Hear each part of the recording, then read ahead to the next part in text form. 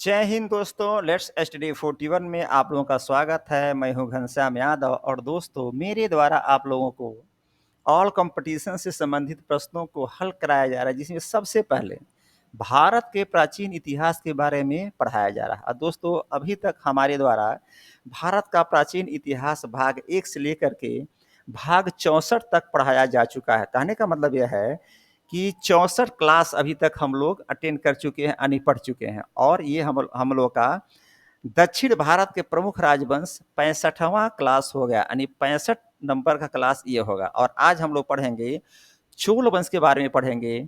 उसके बाद हम राष्ट्रकूट वंश के बारे में पढ़ेंगे। राष्ट्रकूट वंश के बारे में पढ़ने के बाद चालुक्य वंश के बारे में पढ़ेंगे। लेकिन दोस्तों आज का क्लास प्रारंभ करने से पहले आइए सबसे पहले कल के क्लास को एक बार क्विक रिवीजन कर लेते हैं। तो दोस्तों आइए कल के क्लास को एक बार रिवीजिंग करते हैं। पहले पढ़ा था पल्लव वंश के बारे में, और पल्लव वंश के बारे में हमने आपको बताया था कि पल्लव वंश की स्थापना सिंह विष्णु के द्वारा किया गया था। और पल्लव वंश की राजधानी कांची या कांचीपुरम हुआ करती थी, जो वर्तमान में तमिलनाडु में पड़ता है।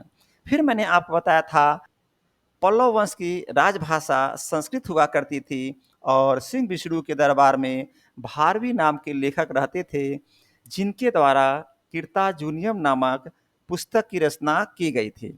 फिर मैंने आपको बताया था सिंह विष्णु के बाद उसका पुत्र महेंद्र वर्मन प्रथम शासक बना था। और दोस्तों महेंद्र वर्मन प्रथम एक महान कवि एवं संगीतज्ञ भी हुआ करता था। और फिर मैंने आपको बताया था मत विलास प्रहसन की रचना महेंद्र वर्मन प्रथम के द्वारा किया गया था। और दोस्तों महेंद्र वर्मन सबसे पहले जैन धर्म के अनुयायी थे, फिर बाद में तमिल संत अप्पर के प्रभाव में आकर शैव धर्म को अपना लिए थे। और दोस्तों फिर मैंने आपको बताया पूरे पल्लव वंश में सबसे शक्तिशाली शासक नरसिंह वर्मन प्रथम था, और महाबलीपुरम के एकाश मंदिर का निर्माण पल्लव राजा नरसिंह वर्मन के द्वारा करवाया गया था। और इस एकाश मंदिर को रथ मंदिर भी कहा जाता था। फिर दोस्तों मैंने आपको बताया वातापी कोंड व महामल्ल की उपाधि नरसिंह वर्मन प्रथम निर्धारण किया था। फिर मैंने आपको बताया परमेश्वर वर्मन प्रथम शैव धर्म का अनुयायी था। और दोस्तों परमेश्वर वर्मन प्रथम के द्वारा लोकादित, एकमल, उग्रदंड, अत्यंत काम, रणजय एवं गुणभाजन की उपाधि धारण किया गया था। और इसके द्वारा मामल्लपुरम में गणेश मंदिर का भी निर्माण करवाया गया था।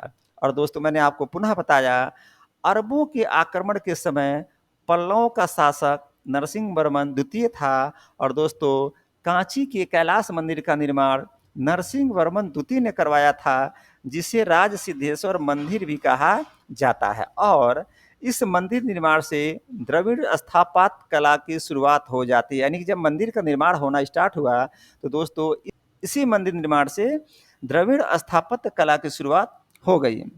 और फिर मैंने आपको बताया महाबलीपुरम में सूर्य मंदिर का निर्माण नरसिंह वर्मन द्वितीय के द्वारा करवाया गया था, और मुक्तेश्वर मंदिर का निर्माण नंदी वर्मन द्वितीय के द्वारा ही करवाया गया था।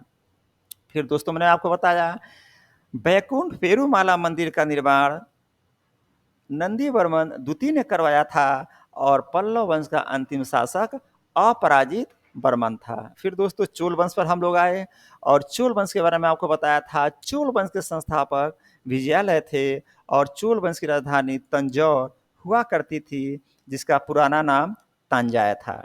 फिर मैंने आपको बताया चोल शासक राजराज प्रथम ने श्रीलंका पर आक्रमण कर दिया था, और वहां का राजा माहिम पंचम भाग कर यानी डर करके भाग करके श्रीलंका के दक्षिण जिला रोहर में शरण ले लिया था। और दोस्तों प्रांतक प्रथम के शासन काल में राष्ट्रकूट शासक कृष्ण तृतीय ने आक्रमण किया था, और प्रांतक प्रथम के शासन काल में राष्ट्रकूट शासक कृष्ण तृतीय ने आक्रमण किया था। इसी युद्ध को तक्कोलम का युद्ध कहा जाता है। और दोस्तों इस युद्ध में चोलों का बुरी तरह से हार हो गया था।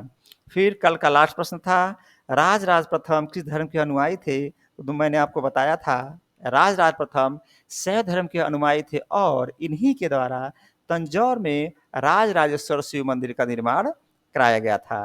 तो दोस्तों इस प्रकार कल हमने आपको जो पढ़ाया था उसका हम लोग क्विक रिवीजन कर लिए। और आइए अब आज के चैप्टर को पढ़ना प्रारंभ करते हैं।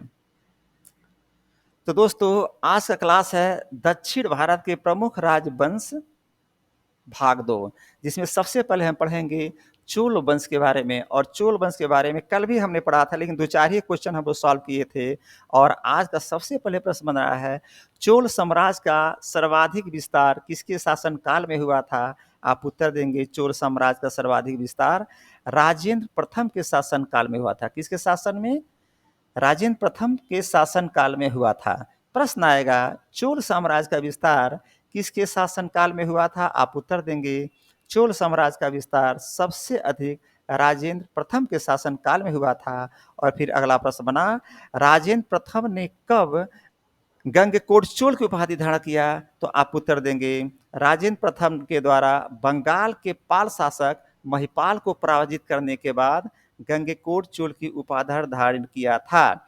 यानी कि दोस्तों, राजेंद्र प्रथम जब महिपाल यानी कि पाल शासक महिपाल को पराजित कर देते हैं, उसके बाद गंगकोट चोल की उपाधि धारण करते हैं। तो प्रश्न आएगा, राजेंद्र प्रथम ने कब गंगकोट चोल की उपाधि धारण किया था? आप उत्तर देंगे राजेंद्र प्रथम के द्वारा बंगाल के पाल शासक महिपाल को पराजित करने के बाद गंगकोट चोल की उपाधि धारण किया था। फिर अगला प्रश्न बना, चोल प्रशासन की मुख्य विशेषता क्या थी? तो दोस्तों, उसका उत्तर है चोल प्रशासन की जो मुख्य विशेषता थी वो स्थानीय स्वशासन थी। यानी स्थानीय स्वशासन चोल प्रशासन की मुख्य विशेषता थी। और दोस्तों, अगला प्रश्न है, उर क्या थी? ध्यान देंगे, उर क्या थी? तो दोस्तों, उत्तर देंगे उर सर्वसाधारण लोगों की समिति थी, जिनका कार्य सार्वजनिक कल्याण के लिए तालाबों एवं बागीचों का निर्माण करना था और गांव के भूमि का अधिग्रहण करना था। यानी जो गांव का भूमि होता था उसका अधिग्रहण करना था। तो दोस्तों, ध्यान दीजिएगा, और सर्वसाधारण लोगों की समिति थी। यानी सर्वसाधारण से संबंधित होता है साधारण लोगों की, यानी ऐसी समिति जो साधारण लोगों की हो उसे उर कहते थे। और इनका कार्य सार्वजनिक कल्याण के लिए तालाबों एवं बागीचों के निर्माण का कार्य किया जाता था। समझिएगा, चूंकि ये सर्वसाधारण लोगों की समिति थी, इसलिए सार्वजनिक कल्याण के लिए यानी जन समूह के सार्वजनिक कल्याण के लिए ये तालाबों का निर्माण करवाते थे और बागीचों का निर्माण करवाते थे। और दोस्तों, गाँव के भूमि का अधिग्रहण करते, यानी जो गाँव का भूमि होता था उसका अधिग्रहण कर लेते थे, यानी लेते थे और तालाब का निर्माण कराते थे और बागीचों का निर्माण कराते थे। तो प्रश्न आएगा, उर क्या थी? आप उत्तर देंगे उर सर्वसाधारण लोगों की समिति थी, जिनका कार्य सार्वजनिक कल्याण के लिए तालाबों एवं बागीचों का निर्माण करवाया जाना था, गांव के भूमि का अधिग्रहण करना होता था। आप देखेंगे, मैंने यहाँ पर एक तालाब का पिक लगाया है और यहाँ बागीचे का पिक लगाया है आप लोगों को समझने के लिए। दोस्तों, मैं पिक इसलिए लगाता हूँ ताकि जब आप पिक देखेंगे तो दिमाग में एक पिक्चर बनेगा और पिक्चर भूलती नहीं है और आपको हमेशा याद रहेगा। फिर अगला प्रश्न बना, सभा एवं महासभा क्या थी? आप उत्तर देंगे यह मूलतः अग्रहारों एवं ब्राह्मण बस्तियों की सभा हुआ करती थी। क्या होती थी? यह मूलतः अग्रहारों एवं ब्राह्मण बस्तियों की सभा हुआ करती थी और इनके सदस्यों को पेरू मक्कल कहा जाता था। तो ध्यान दीजिएगा, जो अग्रहारों एवं ब्राह्मणों की बस्तियों की सभा हुआ करती थी, इनके सदस्यों को यानी कि जी जो ये सभा होती थी और जो सभा में सदस्य होते थे, इनके सदस्य को पेरू मक्कल कहा जाता था। तो प्रश्न आएगा, सभा एवं महासभा क्या थी? आप उत्तर देंगे यह अग्रहारों एवं ब्राह्मण बस्तियों की सभा हुआ करती थी और दोस्तों, इनके सदस्यों को पेरू मक्कल कहा जाता था। फिर अगला प्रश्न आया, व्यापारियों के सभा को क्या कहा जाता था? आप उत्तर देंगे व्यापारियों के सभा को नगरम कहा जाता था। क्या कहा जाता था? नगरम कहा जाता था। और चोल का सबसे महत्वपूर्ण बंदरगाह कौन था? तो दोस्तों, लिखेंगे चोल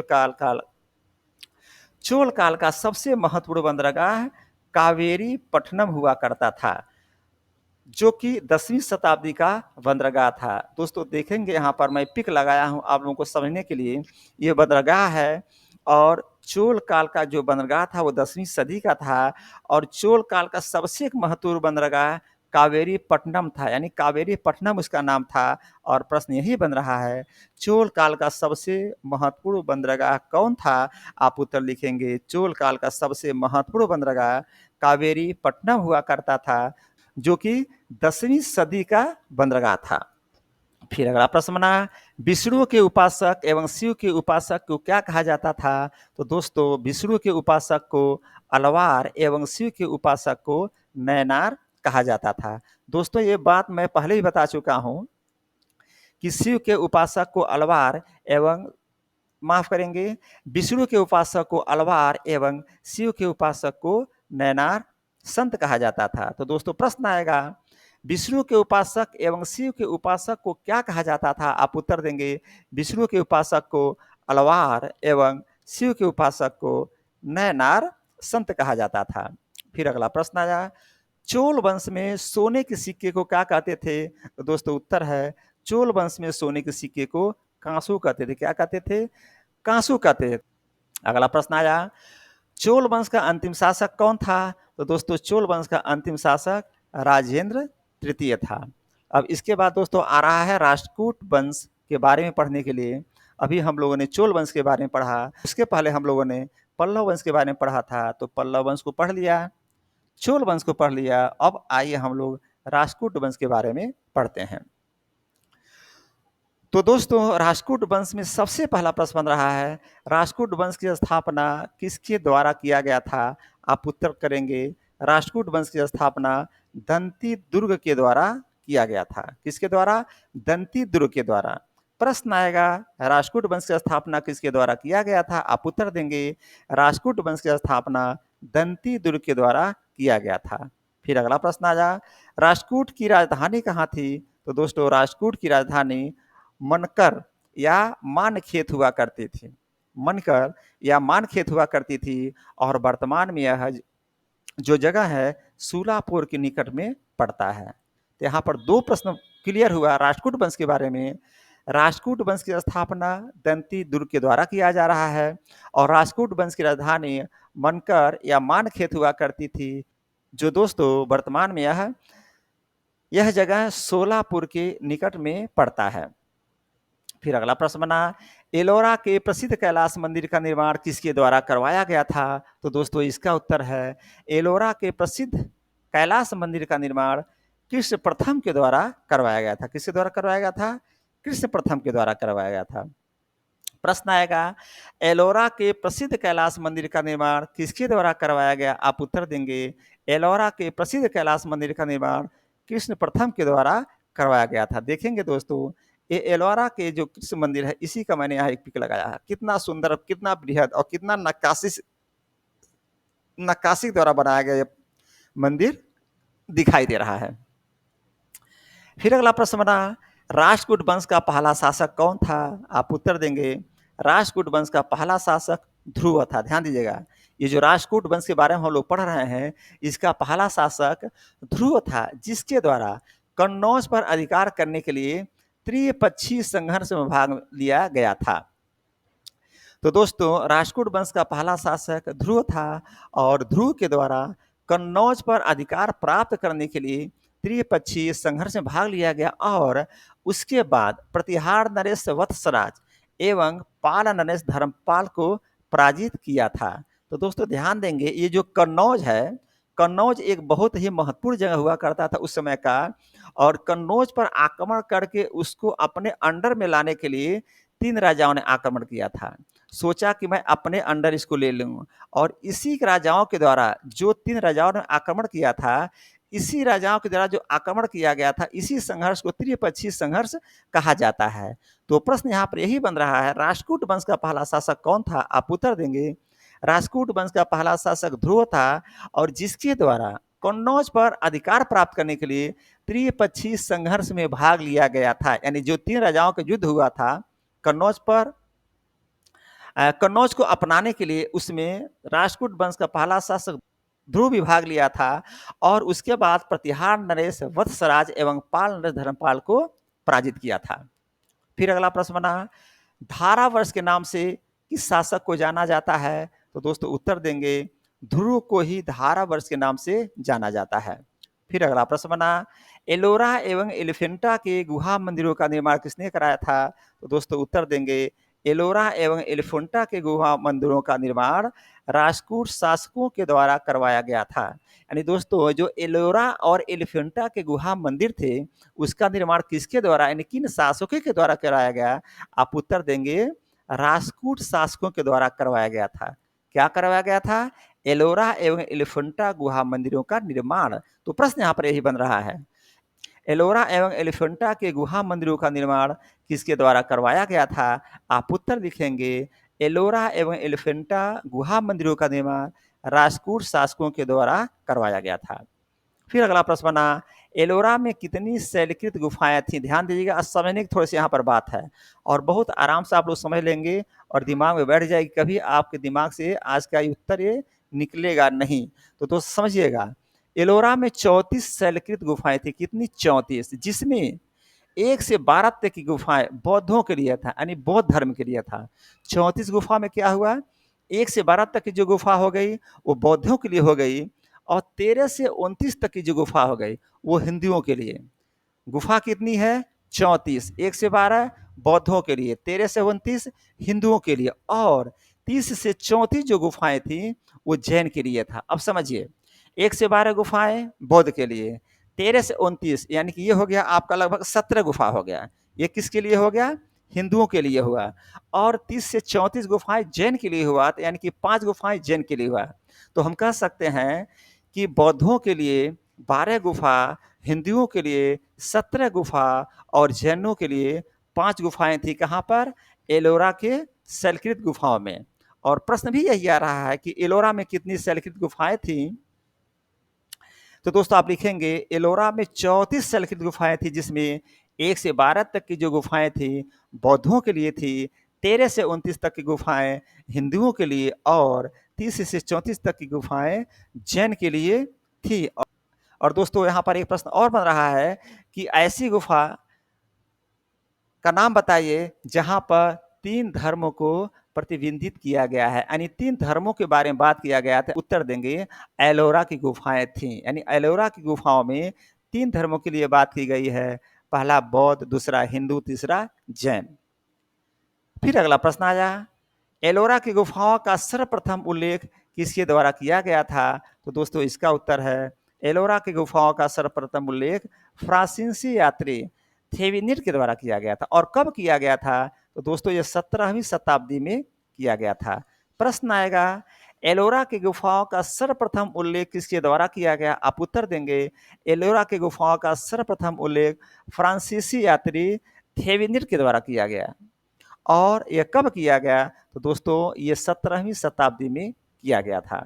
फिर अगला प्रश्न आया, राष्ट्रकूट शासक किस धर्म के उपासक थे? आप उत्तर लिखेंगे, राष्ट्रकूट शासक शैव धर्म के उपासक, वैष्णव, शाक्त, ये शाक्त संप्रदाय है, और दोस्तों जैन धर्म के उपासक थे। यानी राष्ट्रकूट शासक कई धर्म से जुड़े हुए हैं लोग। तो राष्ट्रकूट शासक शैव, वैष्णव, शाक्त संप्रदाय और जैन धर्म के उपासक थे। तो प्रश्न बन रहा दोस्तों, राष्ट्रकूट शासक किस धर्म के उपासक थे? आप उत्तर लिखेंगे, राष्ट्रकूट शासक शैव, वैष्णव, शाक्त संप्रदाय और साथ साथ जैन धर्म के उपासक थे। फिर अगला प्रश्न बना, इस वंश का अंतिम शासक कौन था? जिसका उत्तर देंगे, इस वंश का अंतिम शासक कृष्ण तृतीय था। कौन था? कृष्ण तृतीय था। और इसी के दरबार में कन्नड़ भाषा के प्रमुख कवि पुन रहा करते थे। किसके दरबार में? कृष्ण तृतीय के दरबार में, और जिनके द्वारा शांति पुराण की रचना किया गया था। शांति पुराण की रचना किया गया था। तो दोस्तों प्रश्न आएगा, इस वंश का अंतिम शासक कौन था? आप उत्तर देंगे, इस वंश का अंतिम शासक कृष्ण तृतीय था, और इसी के दरबार में कन्नड़ भाषा के प्रमुख कवि पुन रहा करते थे, जिनके द्वारा शांति पुराण की रचना की गई थी। अगला वंश है दोस्तों चालुक्य वंश, और चालुक्य वंश में सबसे पहला प्रश्न आ रहा है, कल्याणी के चालुक्य वंश की स्थापना किसके द्वारा किया गया था? आप उत्तर लिखेंगे, कल्याणी के चालुक्य वंश की स्थापना तैलप तृतीय के द्वारा किया गया था। किसके द्वारा? तैलप तृतीय के द्वारा किया गया था कल्याणी के चालुक्य वंश की स्थापना। तो दोस्तों प्रश्न आएगा, कल्याणी के चालुक्य वंश की स्थापना किसके द्वारा किया गया था? आप उत्तर लिखेंगे कल्याणी के चालुक्य वंश की स्थापना तैलप द्वितीय के द्वारा किया गया था। दोस्तों गलती हो गया, ये तैलप द्वितीय है। तो उत्तर लिखेंगे कल्याणी के चालुक्य वंश की स्थापना तैलप द्वितीय के द्वारा किया गया था। और फिर अगला प्रश्न आया, चालुक्य वंश की राजधानी कहाँ थी? आप उत्तर देंगे चालुक्य वंश की राजधानी मान्यखेड़ थी। कहाँ पर थी? मान्यखेड़ थी। और अगला प्रश्न बना, मान्यखेड़ से राजधानी हटाकर किसने कल्याणी कर दिया था? तो दोस्तों इसका उत्तर है सोमेश्वर प्रथम ने मान्यखेड़ से राजधानी हटा करके कल्याणी कर दिया था, जो कि कर्नाटक में पड़ता है। तो दोस्तों चालुक्य वंश की राजधानी कहाँ है? तो मानखेड़ है। और सोमेश्वर प्रथम ने मानखेड़ से राजधानी हटा करके कल्याणी कर दिया था। फिर अगला प्रश्न आया, इस वंश का सबसे प्रतापी शासक कौन था? दोस्तों उत्तर देंगे इस वंश का सबसे प्रतापी शासक विक्रमादित्य शीर्ष था।